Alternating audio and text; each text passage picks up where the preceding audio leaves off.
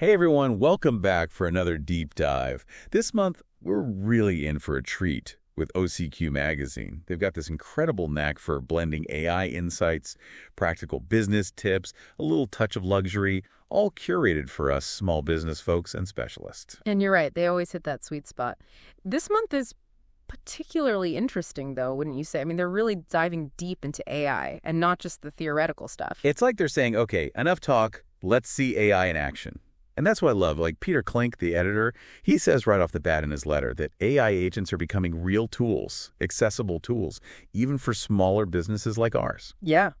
He even compares it to the rise of personal computers. Remember how those seemed so complex and out of reach for a while? Now look at them. Everyone's got one. Klink seems to think AI agents are on that same trajectory. Right. It's a game changer. And speaking of changing the game, did you catch that part about using AI for personalized coaching? With the dialogs method, no less. Oh, yeah, that was fascinating. Imagine an AI that analyzes your personality type, whether you're a driver, influencer, steady relator, or analytical, and then gives you tailored advice based on those traits. It's like having a personal coach in your pocket. Yeah. Except it's an algorithm. It's wild. They actually walk you through how it works, too. You answer this dialogs questionnaire, the AI crunches the data, and boom, out come these incredibly nuanced coaching suggestions. And what gets me is it's not just generic advice, it's adapting to your specific personality type. That's next level stuff, right?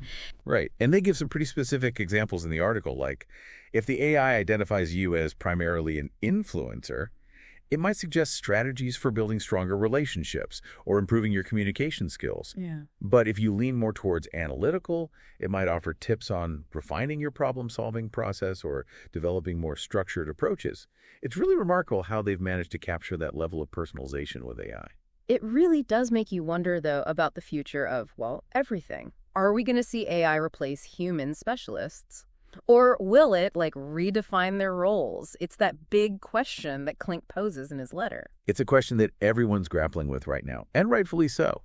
But I think seeing these tangible examples of AI in action, especially in something as personal as coaching, really underscores both the incredible potential and the very real challenges we need to be thinking about. For sure. And what I find so intriguing about this whole AI coaching thing is that it's not just about automating tasks, it's not just spitting out data. It's actually trying to understand human behavior and respond in a way that feels almost, human. It's a whole new level of sophistication for sure. And the fact that it's becoming increasingly accessible, well, that's what makes this whole conversation so relevant, wouldn't you say? It's not just some far-off futuristic fantasy anymore. It's impacting businesses right here, right now. Absolutely. But speaking of impact, there's this other article in this issue that takes a totally different approach. You mean Kiki Kemp's piece on healthy movement, regardless? That's the one. And let me tell you, it was such a refreshing change of pace from all the tech talk. It really is fascinating how they weave together these seemingly different topics in the magazine, right? AI on one hand, personalized health on the other, both incredibly relevant to today's entrepreneurs and specialists. Exactly. And Kiki Kemp's background is what makes her perspective so interesting. She's been teaching fitness for, get this, 28 years. And on top of that, she lives with chronic pain. So she brings this really unique depth of understanding to the table. And what struck me is how she challenges that common assumption that exercise is always the answer, especially for people dealing with chronic pain. Oh, for sure. She's basically saying, forget no pain, no gain, especially if you're already in pain. Pushing through it, especially when you have chronic pain, can actually do more harm than good. I've been there. Oh, absolutely. And that's where this whole Selema technique thing comes in. I have to admit, I'd never even heard of it before reading this article. Had you? Me neither.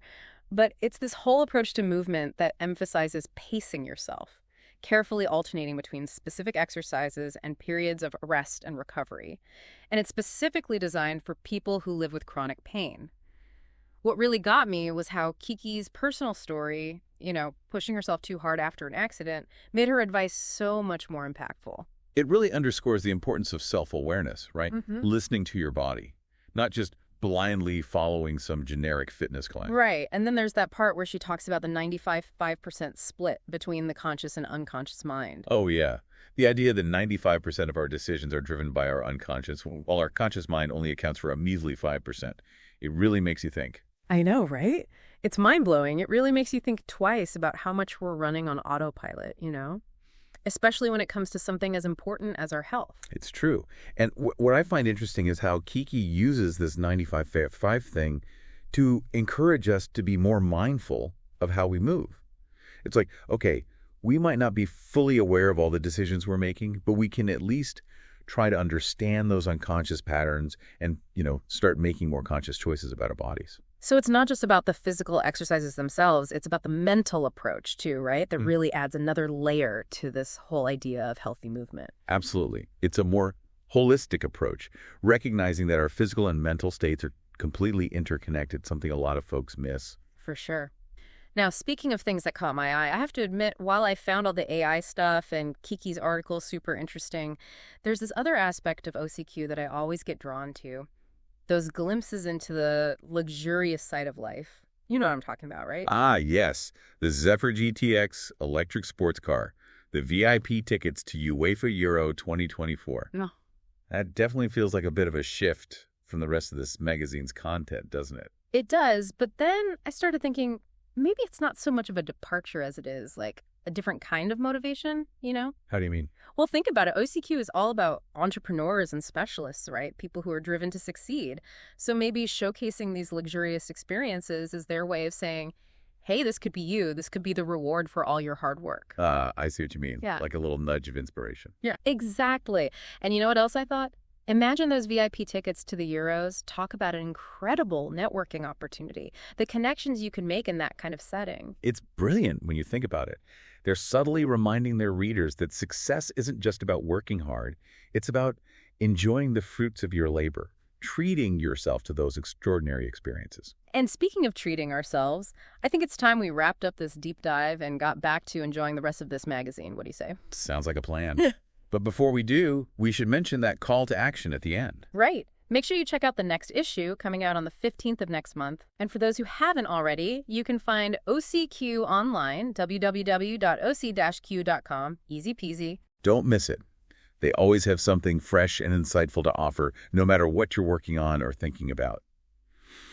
Before we sign off here, I think it'd be fun to leave our listeners with a little something to ponder as they dig into this issue of OCQ. Oh, I love that. And I think I have the perfect question, too. Remember how we were talking about AI and how accessible it's becoming and its potential to, revolutionize all sorts of things, including coaching? Absolutely. It's a total game changer. So here's the question.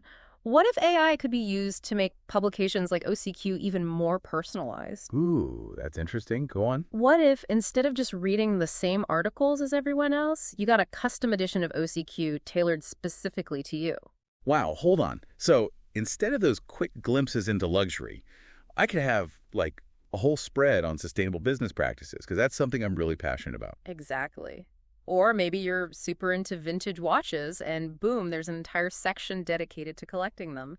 It'd be like having a personal magazine. The possibilities are pretty mind-blowing when you think about it that way.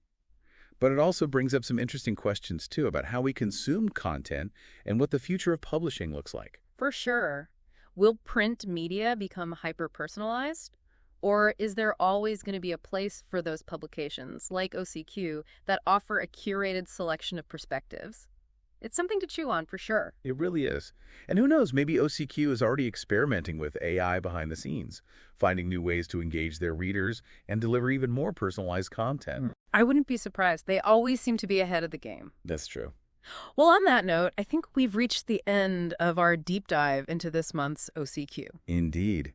It's been an absolute pleasure exploring this issue with you. It really gets you thinking about what your ideal version of OCQ would be, right? What would they have to include to keep you coming back for more, month after month? That's the million-dollar question, isn't it? What makes a publication truly stand the test of time? I think OCQ is onto something with their blend of practicality, inspiration, and, even a touch of aspiration. Totally. It's like they understand that we're not just looking for dry business advice or the latest tech trends. We want something more well-rounded, something that speaks to our different interests and passions. Absolutely. And that's something I really appreciate about their approach. It's not just about bombarding you with information. It's about curating a selection of thought-provoking content that really sparks your curiosity and broadens your horizons, keeps things fresh. Right.